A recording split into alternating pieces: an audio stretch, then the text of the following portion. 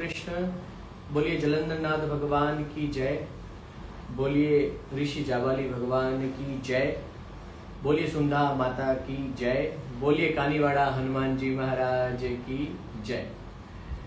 आज मैं, जैसा मैंने आप सभी को वचन दिया था कि मुझे जालोर आना है, और मैंने देखा कि प्रशासन ने पूरे जालोर को चारों तरफ से घेर रखा है, लेकिन फिर भी एक सनातनी हिंदू साधु का संकल्प कोई कैसे तोड़ सकता था। एक सनातनी हिंदू साधु के संकल्प को पूरा करवाने के लिए प्रकृति भी साथ देती है, ईश्वर भी साथ देता है।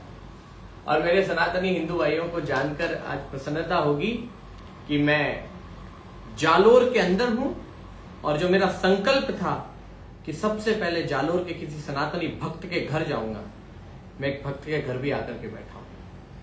और अब 8 अगस्त तक, जब तक मेरा संकल्प पूरा नहीं होगा, तब तक मैं जालोर के अंदर रहने वाला हूं, सनातनी भक्तों के घर रहने वाला हूं। आज इस घर हूं, पता नहीं कितने दिन यहाँ रहूं, फिर किसी और भक्त के घर जाऊं।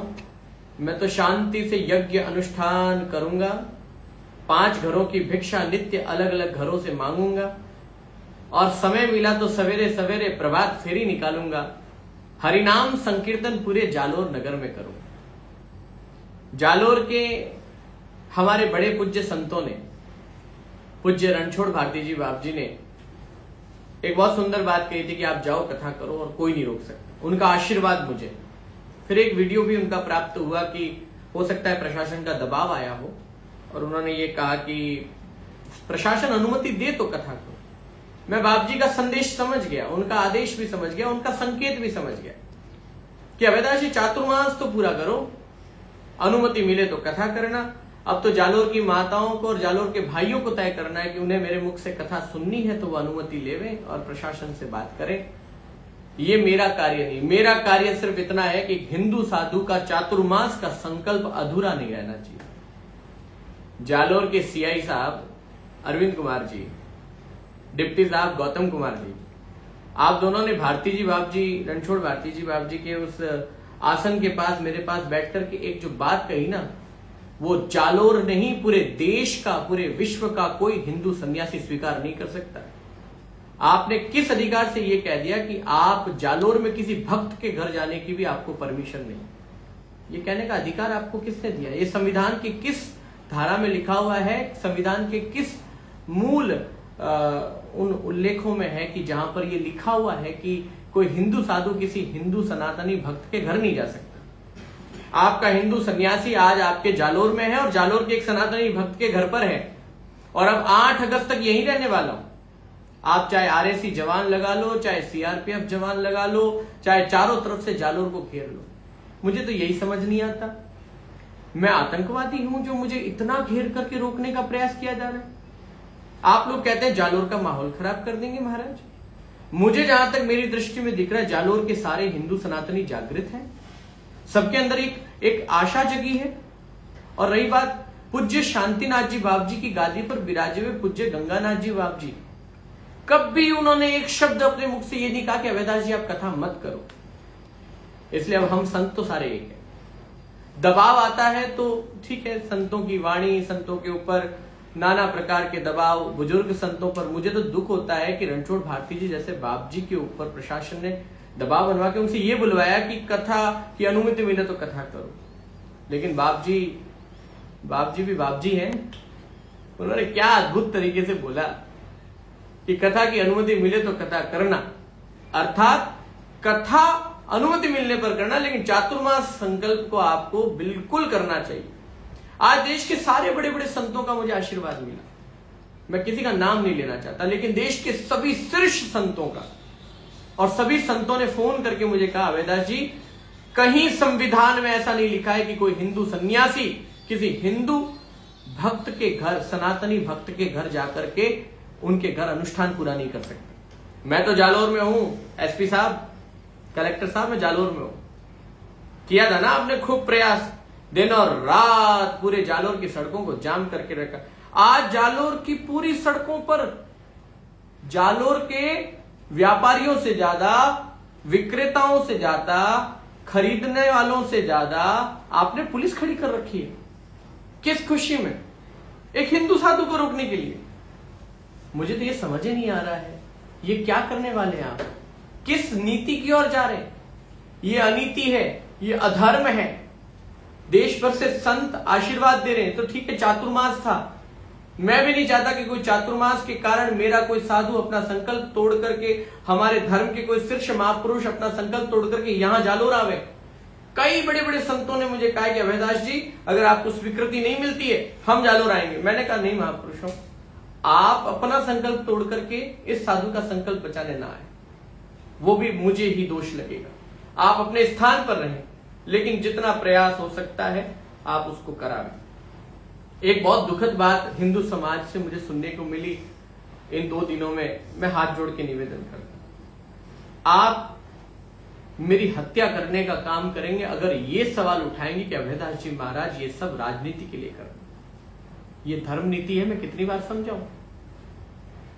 और हमारे बहुत सारे महापुरुष हैं जो राजनीति में, पूज्य प्रतापपुरी जी महाराज, पूज्य बाबा बालकनाथ जी महाराज, पूज्य सुमेधानंद जी महाराज, तीनों संतों की जांच कमेटी भी तो भाजपा प्रदेश अध्यक्ष ने बना करके भेजी। कल मुझे इसकी जानकारी मिली, अच्छी बात है। अगर वो संत राजनीति में नहीं होते तो आज किसी हिंदू साधु का पक्ष लेने के लिए कौन आता। तो अच्छी बात है, जो संत राजनीति में है उनका सम्मान करो, इसको हल्के में मत लो, लेकिन स्वामी अभयदास को आप कभी राजनीति से मत जोड़ो। मैं अंतिम सांस तक किसी राजनीतिक पद के लिए नहीं बनाऊं, मेरे स्वभाव से विपरीत है।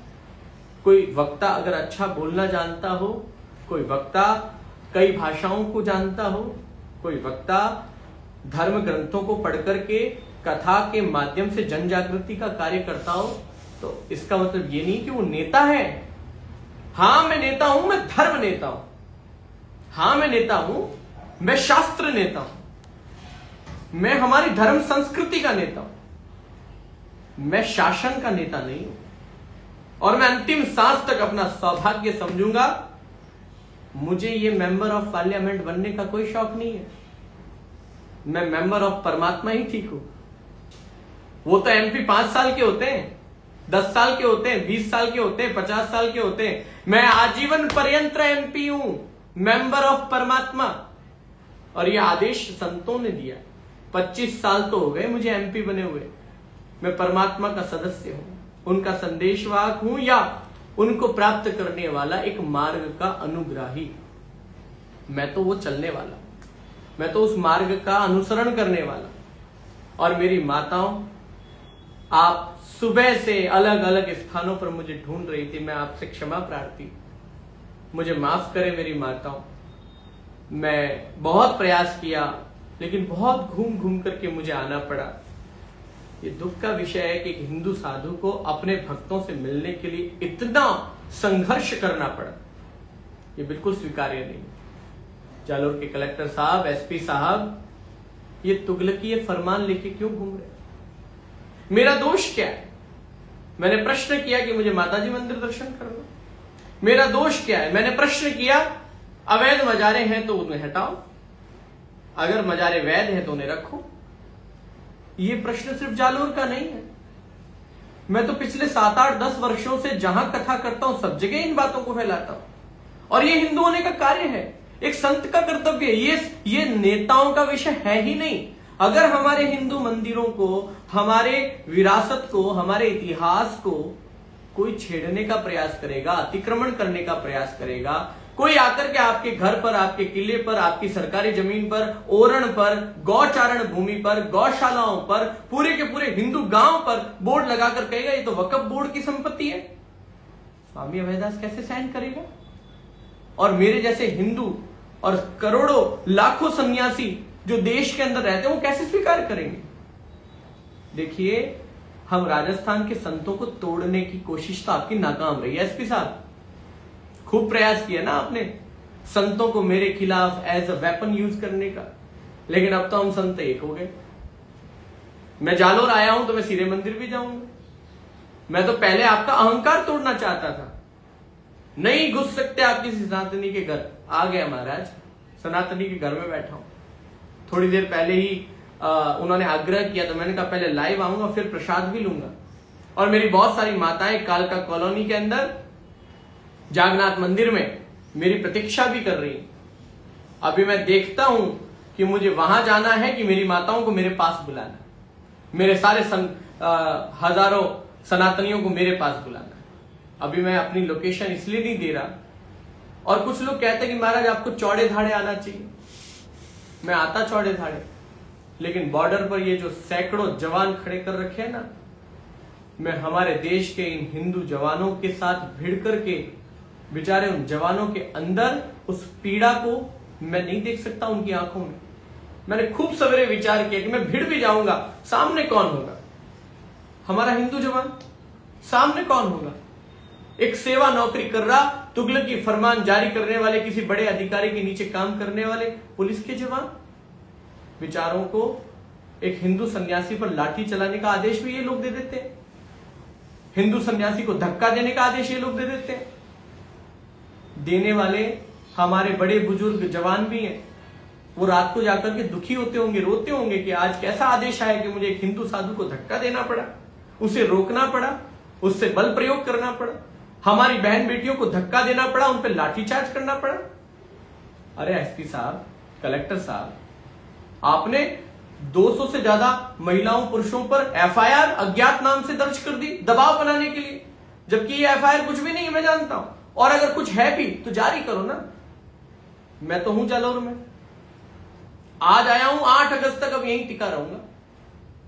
दुनिया की कोई ताकत स्वामी अभयदास को भेजने की हिम्मत नहीं करे, क्योंकि एक साधु का संकल्प उसके लिए सबसे श्रेष्ठ होता है। अब अगर मैं जहां बैठा हूं, यहां आकर के अगर आपकी पुलिस मुझे हाथ लगा करके लेकर जाने का या घसीटने का भी प्रयास करेगी, मैं एसपी साहब आपको स्पष्ट कह देता हूं, 1584 जौहर हुए थे ना यहां पर, माताओं ने किए थे आत्मरक्षा के लिए, अपने संकल्पों की रक्षा करने के लिए, क्योंकि उन्होंने एक पति का संकल्प लिया था। पतिव्रता नारी थी वो। कोई बाहर से आकर के मुगलिया सैनिक उनके साथ शोषण ना करे, दोहन ना करे, उनके शरीर को नोच ना खाए, इसलिए वो जौहर करती थी। वो भी एक संकल्प था, वचन थे 7 फेरे वाले। तो जालोर में इतिहास का सबसे बड़ा जौहर हुआ था। उसके निमित्त तो मैंने कथा की है ऋण मुक्ति के लिए जालोर की। उसका फल मुझे जालोर के एसपी साहब और कलेक्टर साहब आपने ये दिया। उसका फल मुझे डिप्टी गौतम कुमार और अरविंद कुमार ने ये दिया।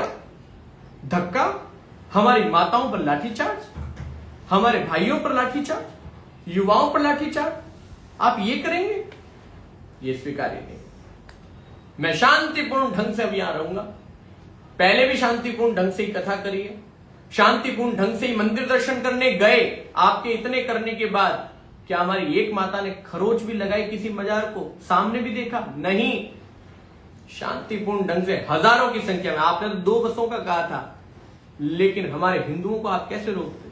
आपने सीढ़ियों पर जवान खड़े किए। हिंदू तो पहाड़ों पर चढ़कर, बजरंगबली के भक्त है ना, हर किसी में बजरंगबली आ गए। मैंने तो पंडाल में कहा था कि बजरंगबली अब तो सब में प्रकट होंगे। हर इंसान में, सनातनी में बजरंगबली प्रकट हो गए और सभी अलग अलग पहाड़ के अलग अलग कोनों से कूद कूद कर आकर के माता जी के सबने दर्शन किए। जालोर के हजारों लोगों ने मेरा स्वागत किया। उस स्वागत का अपमान करने का कार्य एसपी साहब, कलेक्टर साहब आपने किया। रातों रात मुझे जालोर से तखतगढ़ भेज दिया। मेरा संकल्प तोड़ने का कार्य किया।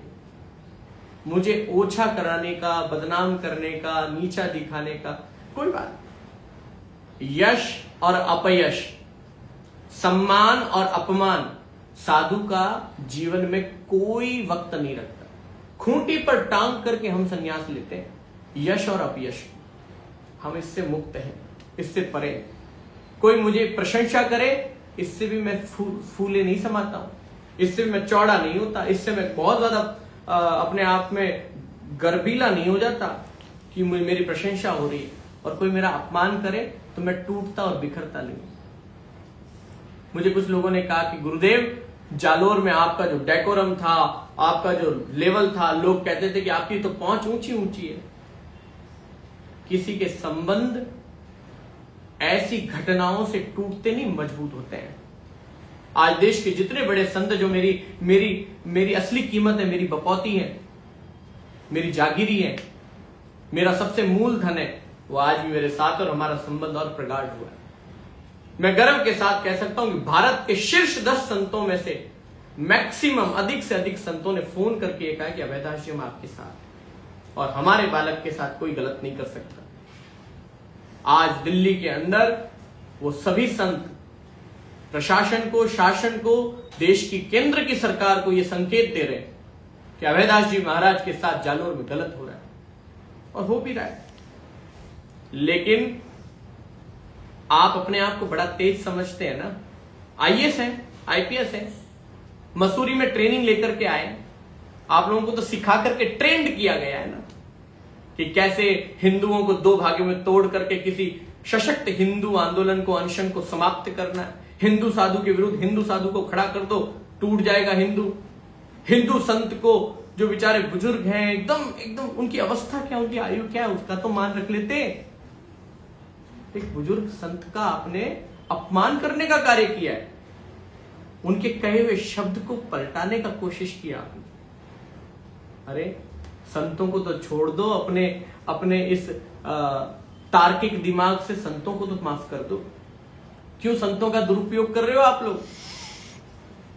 मैं तो आने वाले प्रतापपुरी जी, बालकनाथ जी और सुमेधानंद जी से भी हाथ जोड़ करके विनती करता हूं, देर मत कर देना, मैं जालोर में हूं, अहित ना कर दे ये हमारा संतों का और हमारे सनातनियों का। और मैं तो यही हूं, अब आपको जो करना है करें। पर मैं जालोर की बॉर्डर पर इसलिए नहीं भिड़ा क्योंकि मैं नहीं चाहता था कि हमारे जवान अपने ही साधु के साथ में भिड़े, उसको धक्का दें और रात में जाकर के पश्चाताप की अग्नि में धधके। मैं नहीं चाहता था कि मेरी माताओं ने पहले ही मेरे लिए लाठी चार्ज में लाठियां खाई है और अब वो फिर जालोर की बॉर्डर पर जब अपने ही साधु, अपने बेटे को, एक संत बेटे को लाठी खाते देखे तो वो